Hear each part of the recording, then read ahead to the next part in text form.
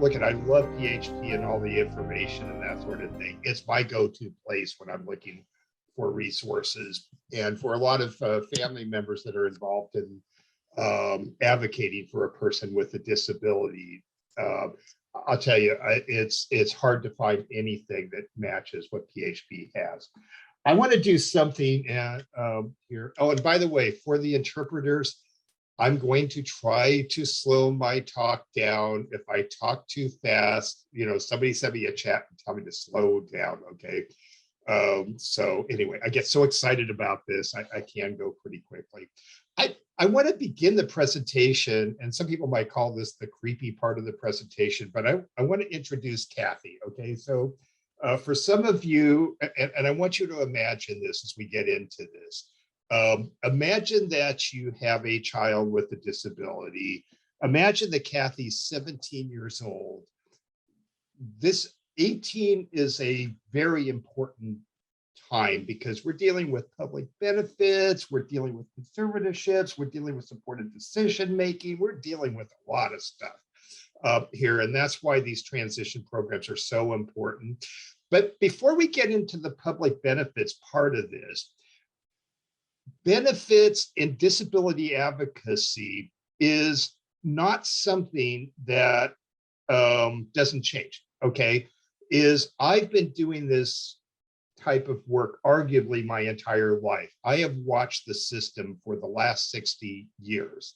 I know some of you are looking at me and thinking, well, I couldn't possibly be that old, but actually I am here. And I have seen tremendous changes over that period of time. Now imagine if you have a 17-year-old with autism, for instance, somebody in the spectrum. To my knowledge, nobody has ever died of autism. So if Kathy is 17 years old, she's expected to live until she's 87 years old. So whatever you're doing, let's say you set up a trust, you set up a system or whatever, and you set up all the advocates to work as the supported decision maker, the conservator, the trustee, whatever all these players are, the number of changes that are likely to happen over Kathy's lifetime, which would be another 70 years, okay? Things are going to change. So here's what I want you to keep in mind as I go through this. I'm going to go through public benefits and ABLE accounts according to the law as they are in 2022. How many people out there think that the rules will stay the same for the next 70 years? Okay, and obviously I can't see you, you can only see me.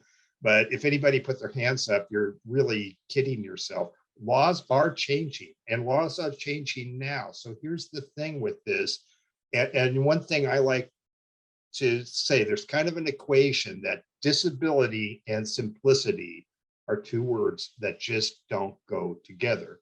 And this is one of the reasons why you really got to keep up on this stuff. And here's the other thing that's really important, especially in California with the programs that we only have them because of persons with disabilities and families that advocate here and make sure that these things happen, okay? So I just want to start off with that introduction because we always need to make sure that we can adjust to whatever changes are going to happen. Let me plow through this as best as I can. And the other part of this is you'll notice here that I'm doing this as the trustee of the Golden State Pool Trust. And if you go to www.gspt.org, or if you go to the YouTube channel that's listed there, for instance, on ABLE accounts, we have something like 4 hours of materials on ABLE accounts. Did I mention that disability and simplicity are two words that don't go together here? And so really, it's always about education, education, education. And that's what PHP does such an excellent job of helping us all try to get through this quagmire. Okay, so let's go on through the presentation here as best we can. Steve, I have a question. There is a comment on the chat asking if you can put your slide in presenting mode. Hold on. Does that make a difference? So they can see better. Is that better? I think so.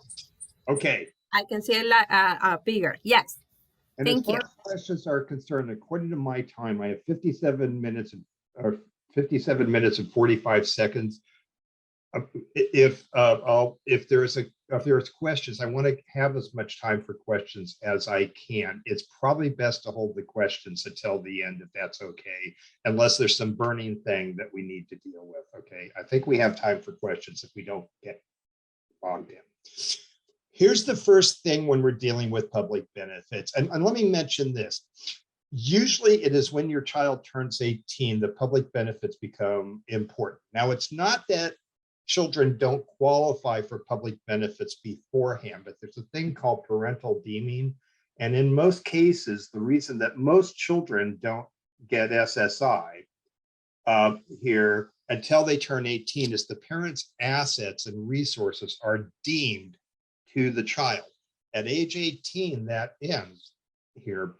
And the child is judged on their benefits on their own as a separate individual. Okay, so for the vast majority of families, for instance, SSI does not begin until age 18, unless the family have incredibly limited resources. And there may be some folks on this webinar where they're underage, their children under age 18 are getting public benefits. The vast majority of folks, that's not how it works. Okay, and it's called because of parental deeming. So there are two, this is one of the things that often get confusing about this is that there are two types of public benefits. And many of these are under the umbrella of the Social Security Administration. But if you tell somebody that they're getting some sort of Social Security, that's only telling you that it's something administered by the Social Security Administration. It really doesn't tell you the kind of benefits they're on. So there are two types of public benefits, and we got to figure out what kind of public benefits we're dealing with. For needs-based benefits, which is where we're going to spend the majority of our time, the primary program is a program called Supplemental Security Income, or SSI. Okay, but other programs include Medi-Cal here, food stamps, legal aid, utility payments here, housing subsidies like HUD and Section 8 and that sort of thing. Now, what's common with those programs is you have to show a need based on there being a disability, but you have to show also that the benefit recipient has limited income and resources. And we're going to go through this in a lot of detail. The other kind of programs are programs like Social Security Disability Insurance, or SSDI, a program, especially since so many of you have children that are developmentally disabled here. Many of your children will eventually be on a program called Childhood Disability Benefits, or CDB, Medicare, and for instance, special education is an entitlement as well. Now, what's common with these programs is you have to show a need based on disability, but there are no income or resource limitations. So for these programs, your child could win the lottery and they would still stay eligible for these programs. So we're going to plow through this. By the way, it's great that this is being recorded, because oftentimes for families, if you're not used to this kind of thing, you may want to listen to this more than one time. Also, if you go to the YouTube channel or here, this very same program, you'll find it as well. And sometimes you may want to watch this more than one time. Here. So there we go. So let's imagine you have a 17-year-old daughter named Kathy who has a significant disability. Kathy's likely to have need some level of assistance for the rest of her life. And we should stop right here. Let's assume Kathy has autism. Okay. Now, as the old saying goes, if you've met one person with autism, you have met one person with autism. What does that tell us? She could be Elon Musk. She could, be somebody who has complete needs or somebody in between and that kind of thing. And not all persons with disabilities are going to need assistance for the rest of their life, or maybe they won't even need public benefits. We have to treat them as individuals here. So, once again, you have to fit this to the individual.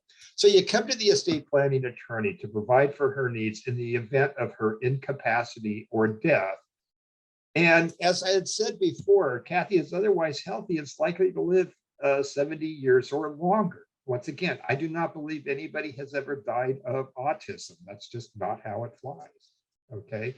So some of the things that are going to come up is benefit laws are going to change. Okay. And we don't have a lot of time to go into it now, but even our Medi-Cal or Medicaid laws are going to change here coming up next July. So one of the things is you must always be vigilant because these rules are not static.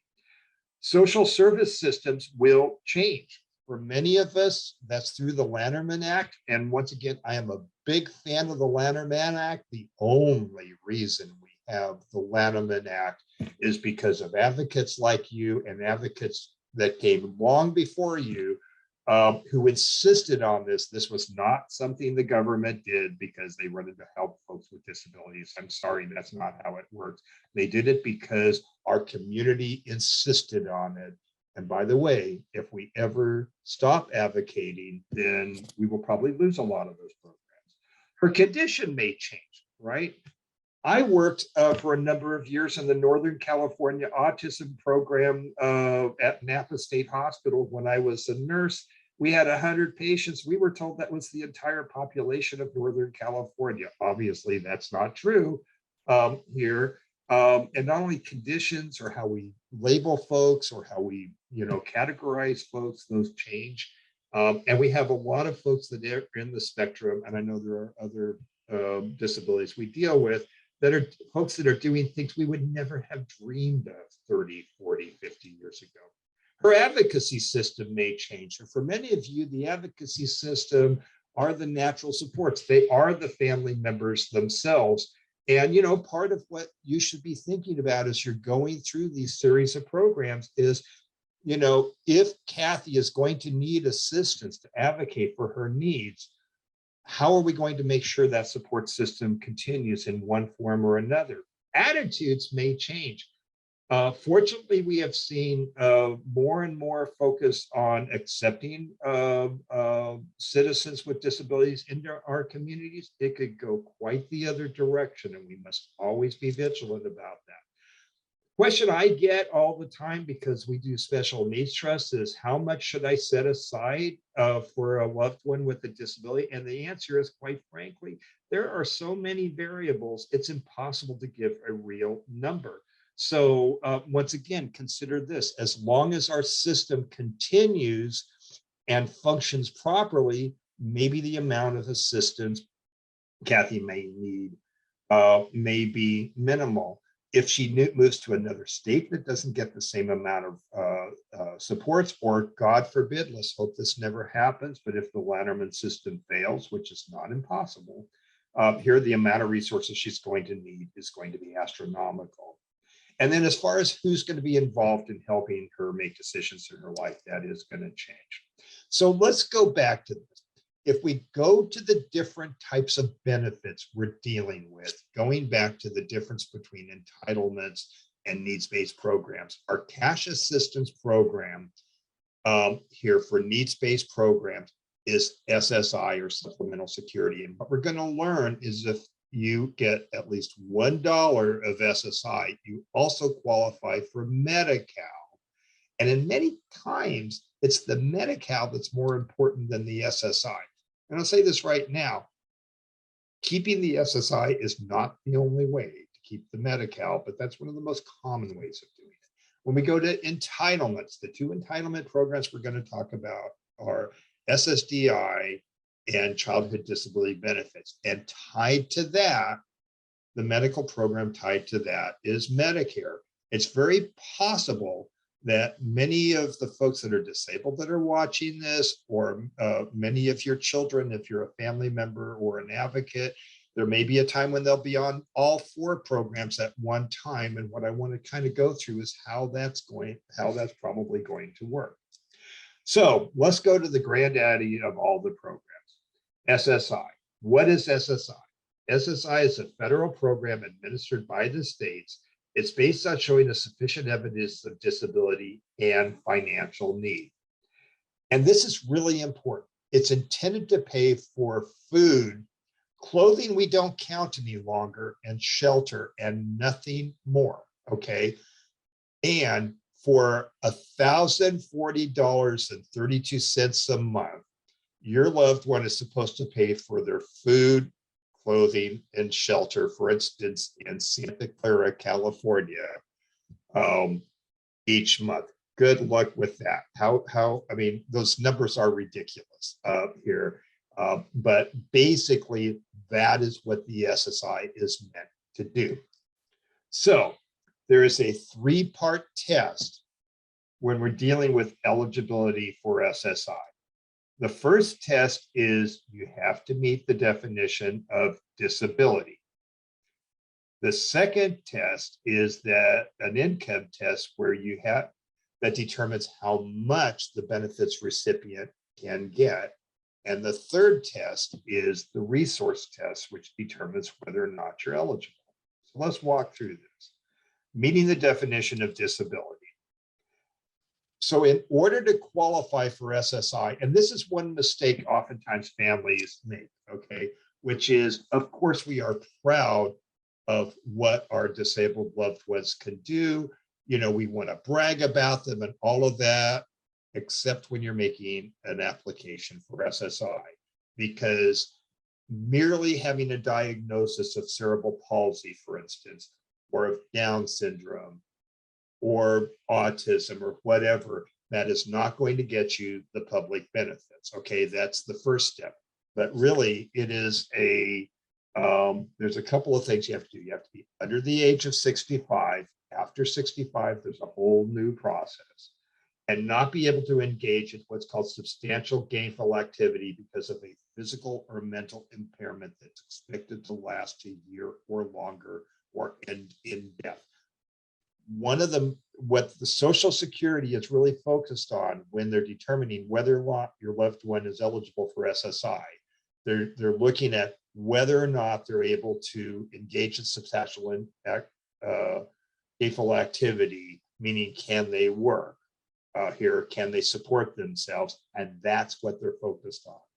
And in 2022, the SGA amount for somebody who is non-blind is $1,350. Okay, so basically what they're focused on is, can your loved one earn more than $1,350?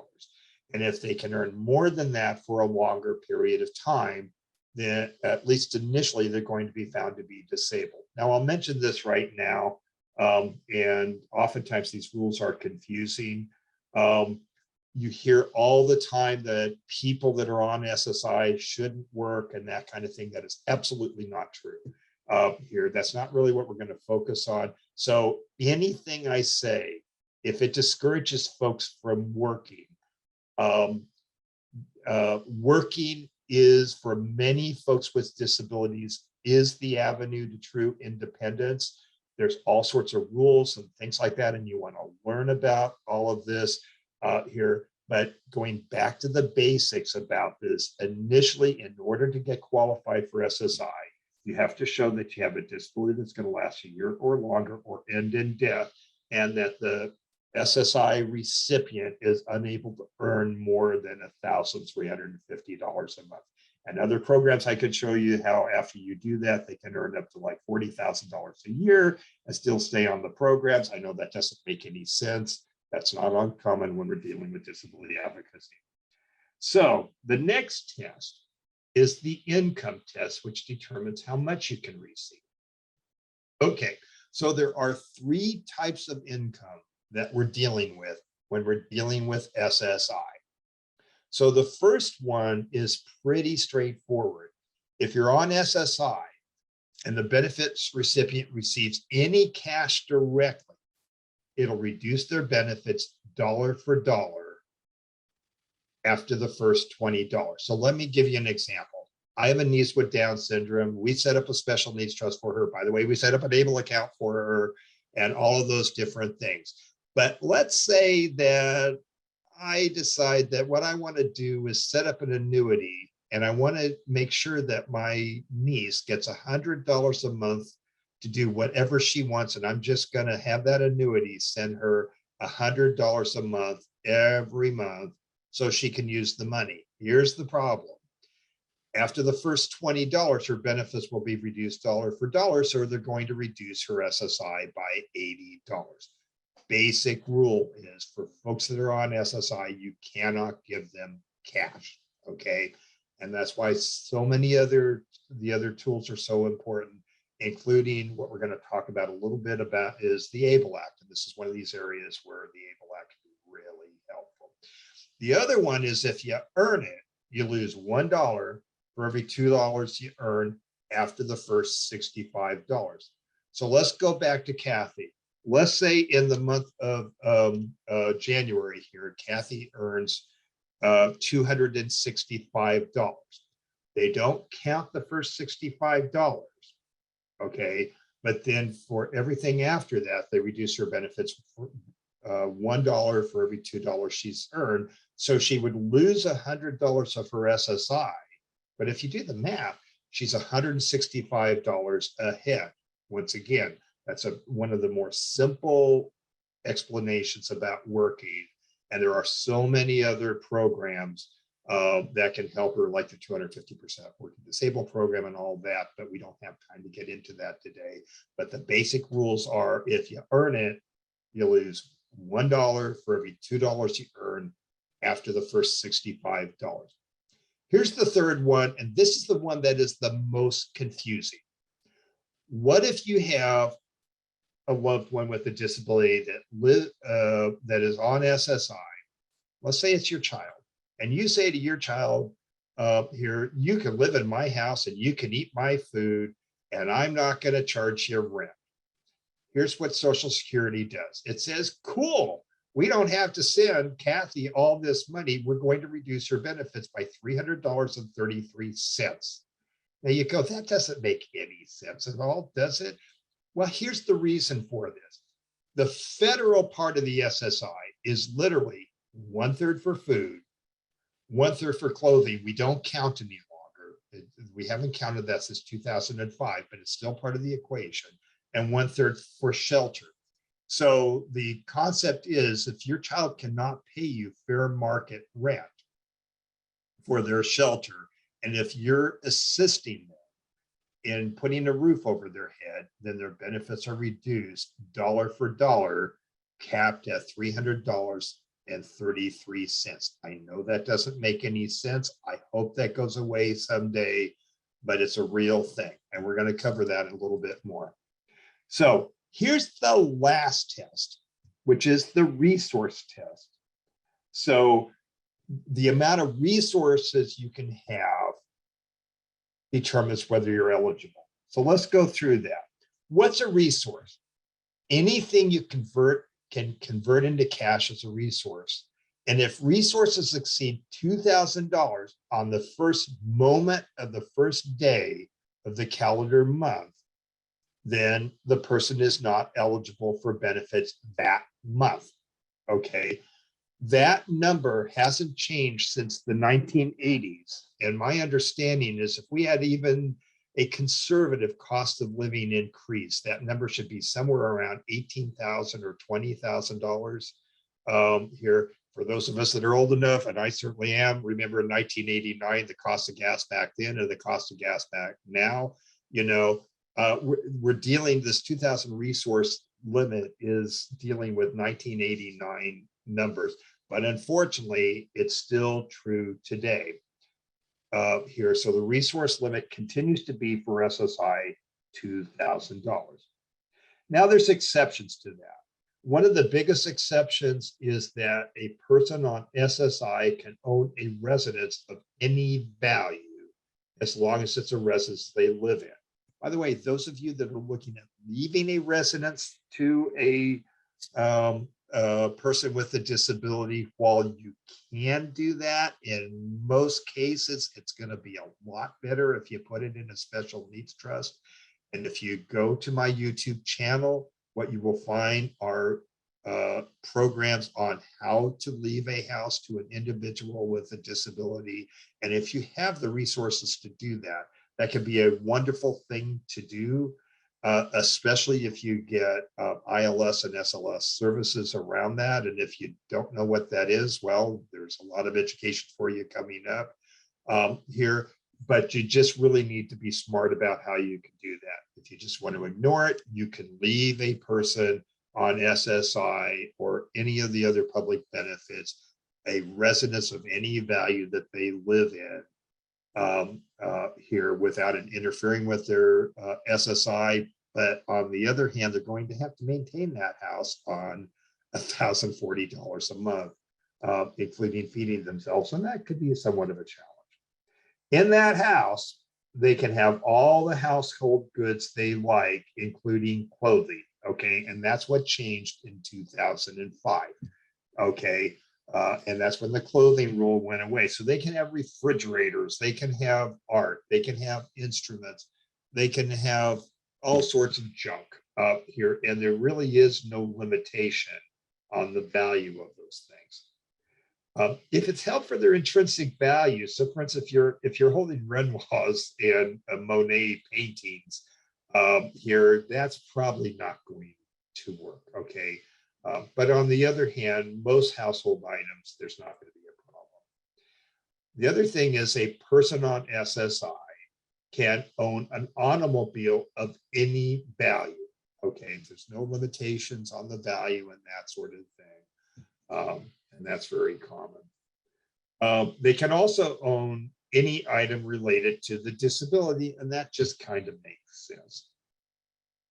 They can also, and this is what the person with the disability can own. Okay, so the person with the disability can own a life insurance policy in their own name, but it can't have a cash surrender value greater than $1,500. Now, if there's any financial professionals watching this out there, you're probably scratching your head and thinking, how would you do something like this? This would be like a variable life or a whole life policy. Remember, these rules haven't changed since the mid 80s, and they're sorely out of date. The person with the disability can own any amount of term insurance because it really doesn't have a cash surrender value. They can own a burial plot of any value, and that includes a crypt or that kind of thing.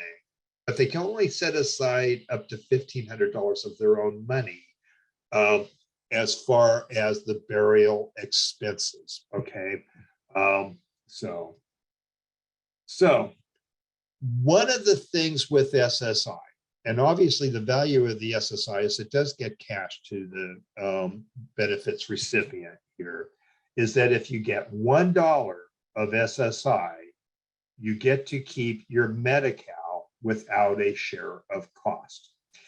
Good friend of mine describes the Medi-Cal, and what we're talking about is what's called aged and disabled federal poverty level Medi-Cal. That's the kind of Medi-Cal that pays for long-term care, pays for in-home support service and that kind of thing. And that's usually the type of Medi-Cal we want to have here. He describes the Medi-Cal without the share of cost as the good Medi-Cal, and the Medi-Cal with a share of cost as the evil Medi-Cal. And if you've ever been on share of cost, you know exactly what he's talking about. We want to be on the good Medi-Cal, not the evil Medi-Cal.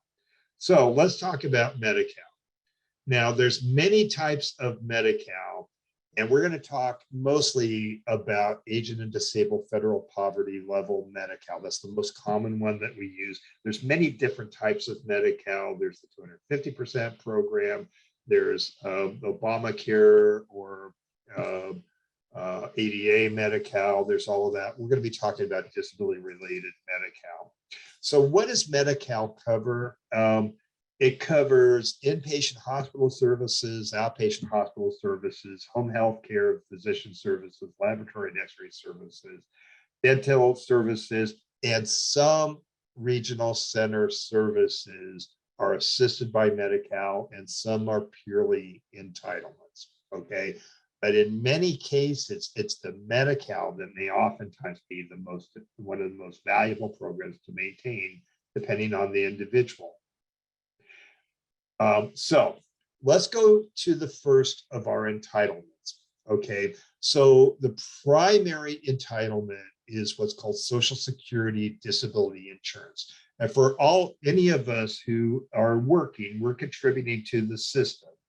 And the Social Security Disability Insurance Program is a national program for injured workers that have the requisite number of work credits into the Social Security system. Okay, so in many cases, for instance, if I were in an accident on the way to work here, and if I were injured, because I've been putting into the system for quite a long time, I would probably qualify for Social Security Disability Insurance, assuming that I'm found to be disabled. Okay, so SSDI has no income or resource limitations here, so I could win the lottery once I'm qualified for SSDI, and it's not going to interfere with my eligibility here. But earned income could cause ineligibility because it's under the same rules, which is I have to prove that I have a disability that's likely to last a year or longer or end in death,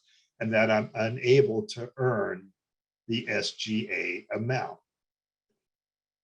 This program, and this is the one that we want to pay particular attention to, especially for those of us who have loved ones with a developmental disability, is if the disability began before the age of 22, your child could be qualified for a program called Childhood Disability Benefits. Okay. Now, for those of us with that have a level of this with a developmental disability, that's not hard at all, because by definition, the disability began before the age of 18. So that should be relatively simple for most of this group.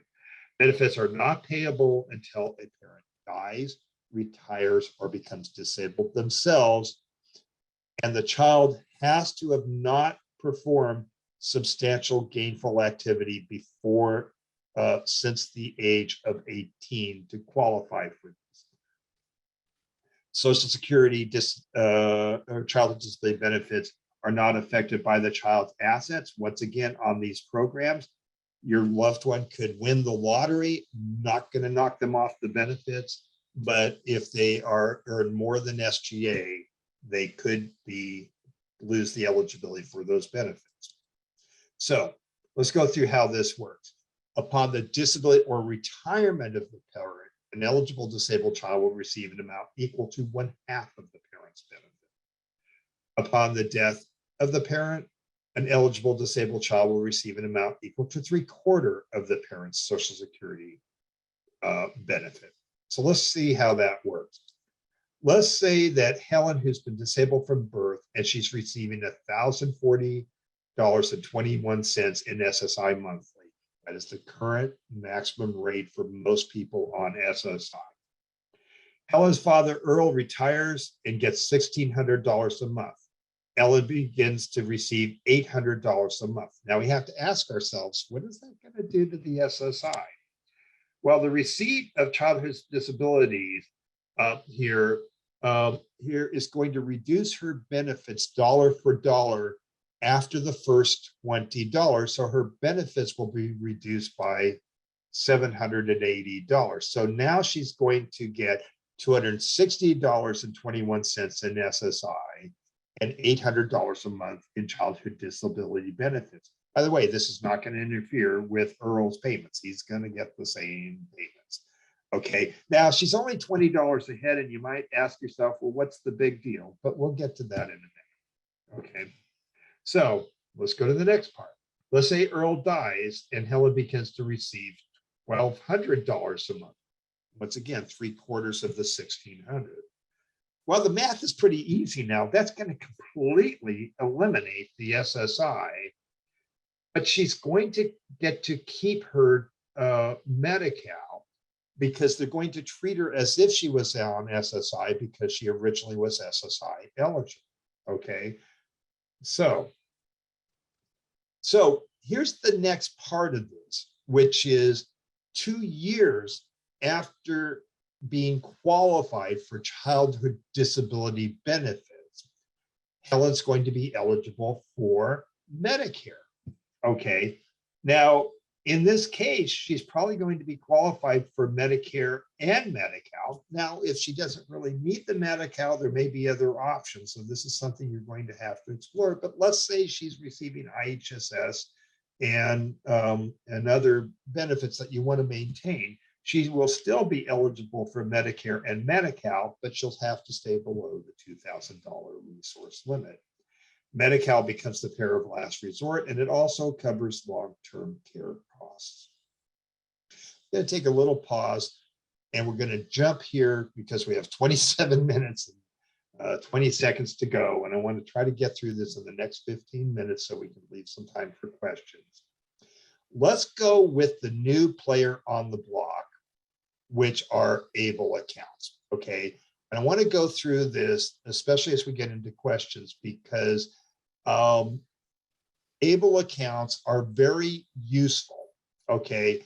And I don't want anything that I say to discourage these, but like everything else, ABLE accounts were created to be a simple way of saving and a simple tool for folks with disabilities. And have I mentioned that the word simple and disability are two words that just don't go together? Despite the complexity of this and trying to apply it, ABLE accounts have many, many benefits for persons with disabilities, and it's important to understand how they work. And keep in mind, ABLE accounts are neither good nor are they evil. Special needs trusts are neither good or evil. They are merely tools.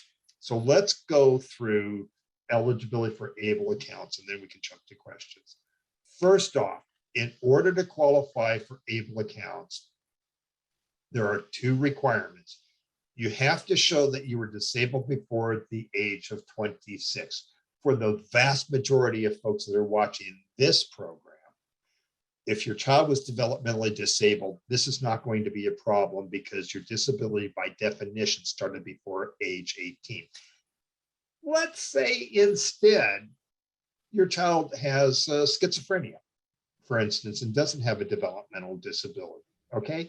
That's very uncommon that schizophrenia does not begin before the age of 26, but it's very possible that your child wasn't receiving benefits until after the age of 26.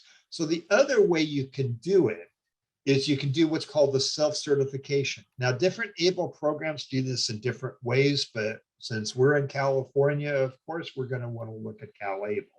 And with CalABLE, as long as you certify that you can get a doctor certification that the disability began before the age of 26, you're going to be eligible. It's just that simple, okay?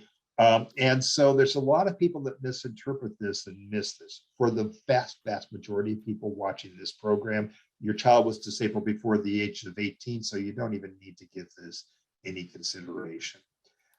Contributions to an ABLE account can be made by any person. Okay.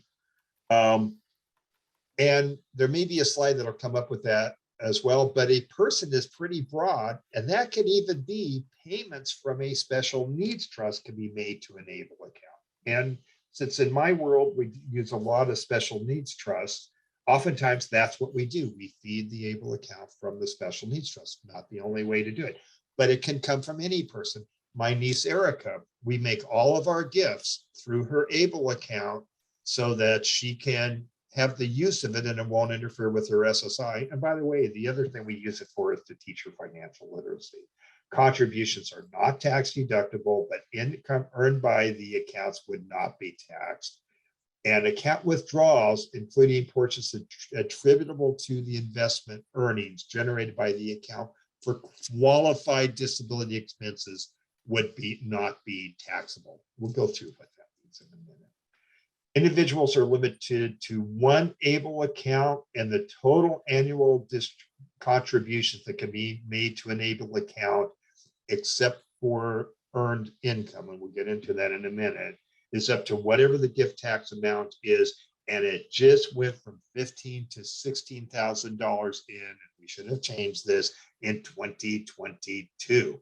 Okay.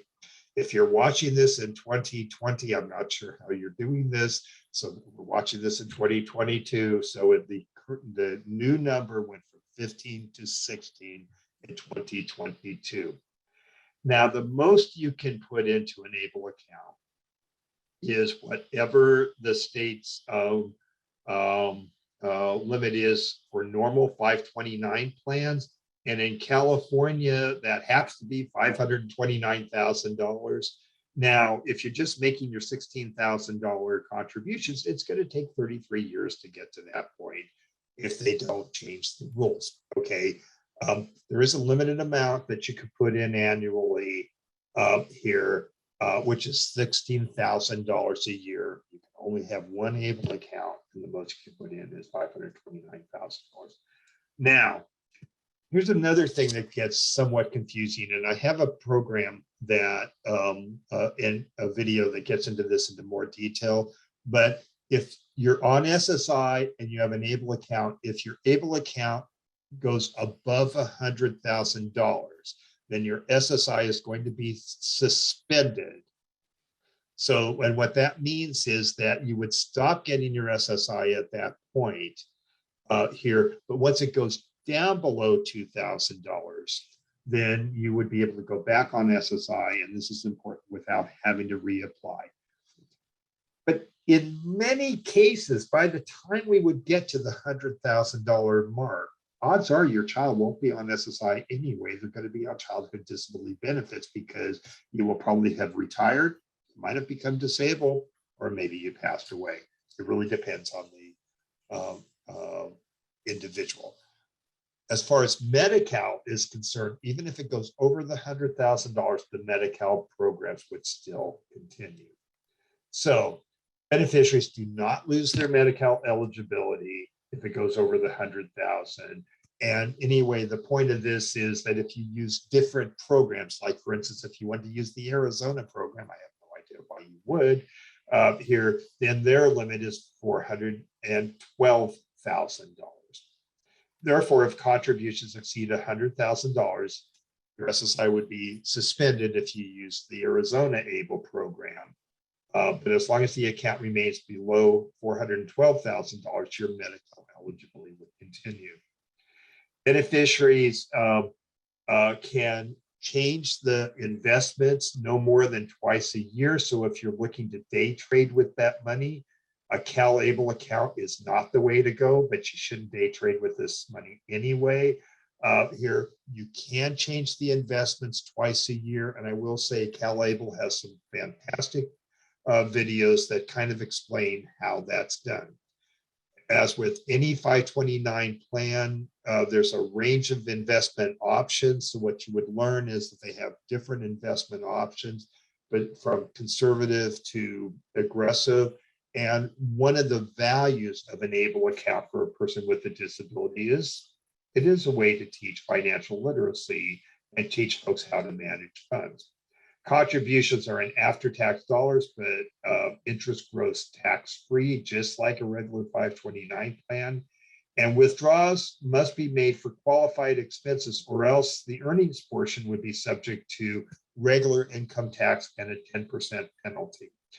This program is overseen by the IRS, not the Social Security Administration. I know this might seem odd to people, but the IRS is traditionally a very disability-friendly program. I would not say that Social Security is a disability-friendly program. You guys be the judge, but I do this for a living. I would definitely not say that Social Security is a disability-friendly organization. To our knowledge, no one has yet paid a penalty for using this for a non-qualified expense in the entire country by using an ABLE account. Now, what is a qualified disability expense? And for brevity purposes here, this has a whole long list of things that it can be used for. The things I want to point out is it can be used for housing, it could be used for food, and can be used for basic living expenses. Let's go for basic living expenses. what's a basic living expense? And they don't really define what that is, okay? So that's a pretty broad category. So the only thing that most of us can come up with, which is not a basic living expense, is using an ABLE account to make a gift, to buy illegal drugs, or gambling. I mean, that's pretty much the list. So tell your developmentally disabled or your disabled loved one not to use the ABLE account for illegal drugs, gambling, or making gifts. Okay. And by the way, I'm not urging you or even suggesting you shouldn't follow the rules, but even if you made a gift, the odds of having a penalty assessed against you is greater than zero, but it's not very high. Okay.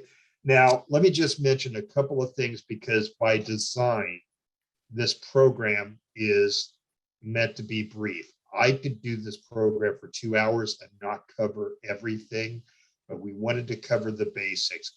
Let me go to one thing with ABLE accounts here, and this is where you might want to go to our YouTube channel. And one way of doing that, if you like, is you could email Amy, AMY@gspt.org, and she can put you on our list and show you how you can get to our YouTube channel. Otherwise, if you go to the front page, it shows where our YouTube channel is. It has all sorts of videos on using ABLE accounts and ABLE accounts and dealing with things like food and housing. So let's go back to this. Remember, I told you that if you assist your loved one with housing and they're on SSI, they may be subject to a $300.33 reduction in their SSI because you're assisting them. Okay, let's say the fair market value of living in your home is $1,200 a month. Okay, now it's gonna be very hard for a person with a disability who's getting basically $1,000 a month to pay $1,200 a month. Okay, but let's say instead you were to put funds in a Cal ABLE account, and the Cal ABLE account paid you the rent, the $1,200 a month, pay you, the parent, for your child living in your own house. What just happened? You just converted the gift you made in the Cal ABLE account into your child's money. Your child is now paying you rent from their own money. So they're paying their own rent, and they will no longer suffer the $300.33 reduction in the SSI, because they're paying for their housing with their own money. Bottom line for what I'm telling you about this strategy here is that by running the money, I'll say it, by laundering the money through the ABLE account, you can actually increase the amount of SSI that somebody's getting, or prevent the decrease of, 300 times 12 is $3,600. $3,600 a year to a person with a disability is a huge amount of funds. And so that's one of the many uses of Cal ABLE that can be very beneficial. The key is that education is the key. And once again, if you want to know more, email me, email Amy, look at our YouTube channel, and we have all sorts of videos that go into this in detail.